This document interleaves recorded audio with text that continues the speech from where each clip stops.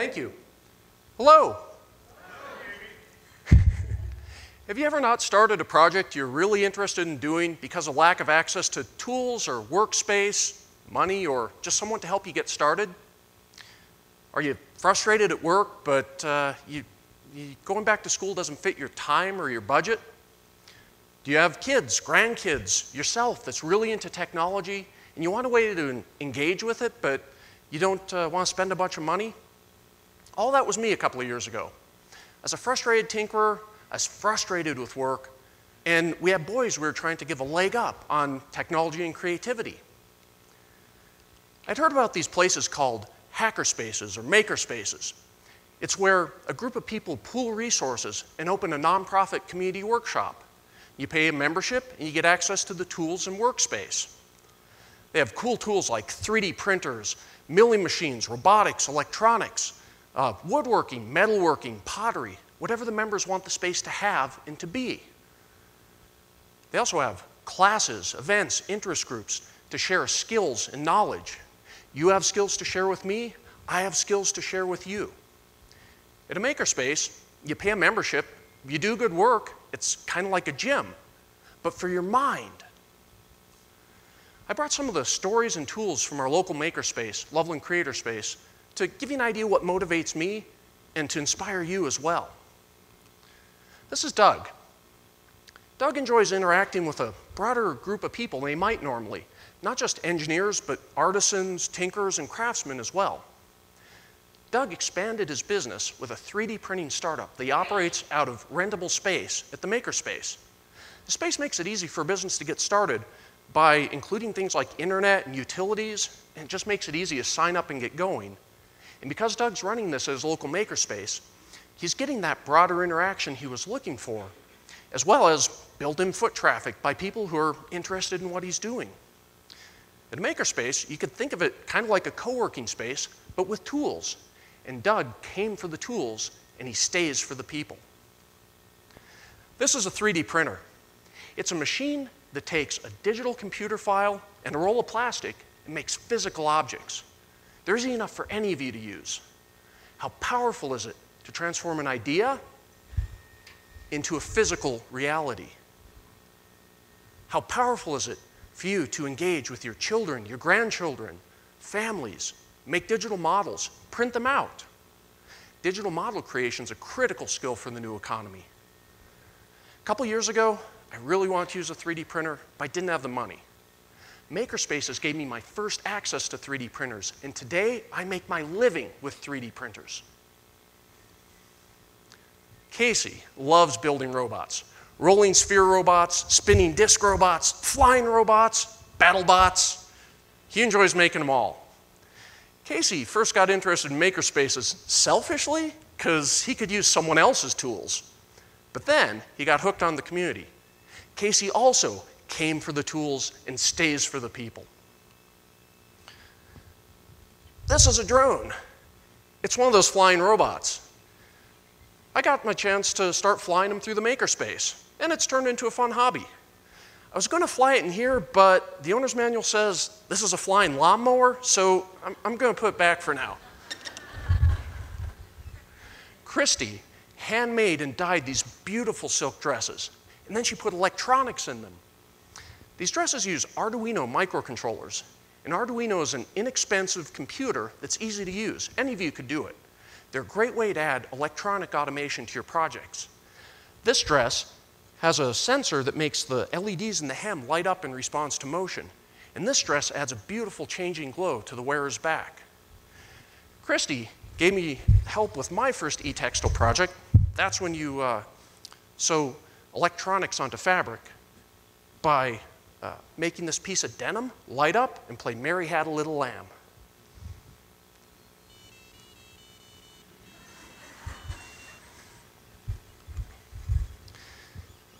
Meet Ed and Holden. Ed's an innovator and entrepreneur. In addition to running his business startup at the Makerspace, Ed mentors high school student Holden on engineering. Whether they're working on a solar autonomous airplane or a prototype transmission, building a human foosball table or a cuddly fire-breathing dragon, it's wonderful to watch Ed mentor Holden, and share wisdom across generations. So a makerspace sounds like the kind of place every community should have, right?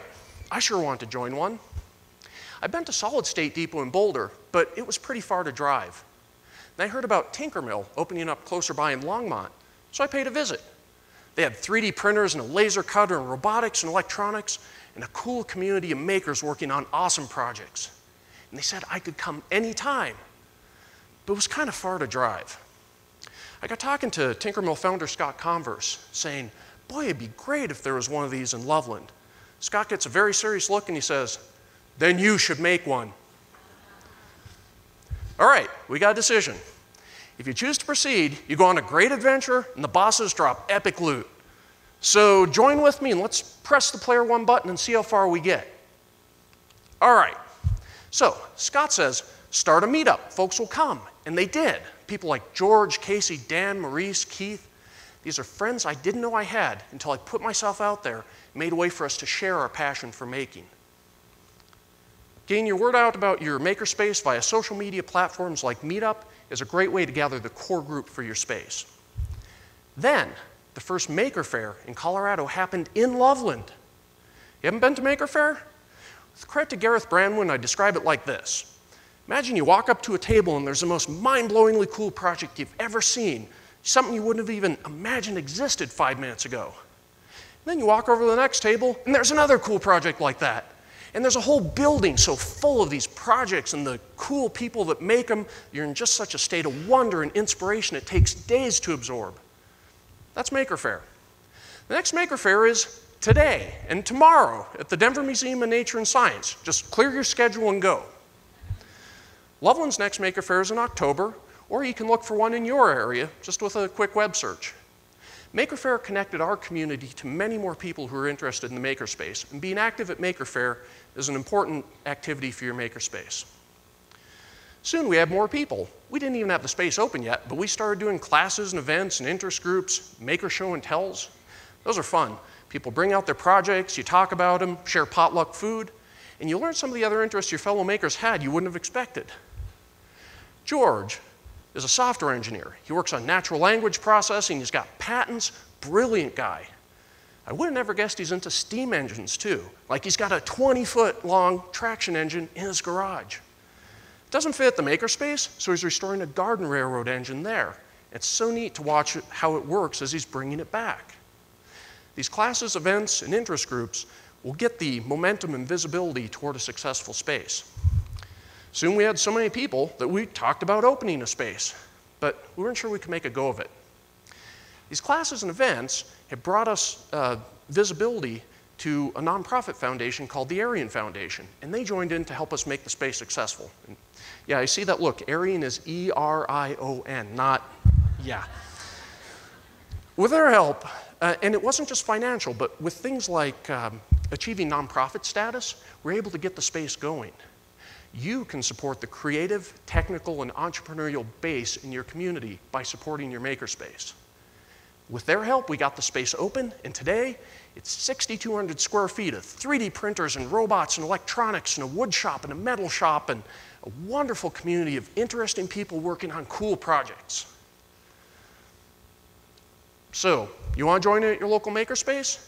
They're a worldwide movement. Hundreds of spaces have opened worldwide since the early 2000s, starting at places like MIT's Fab Lab, New York City's Resistor,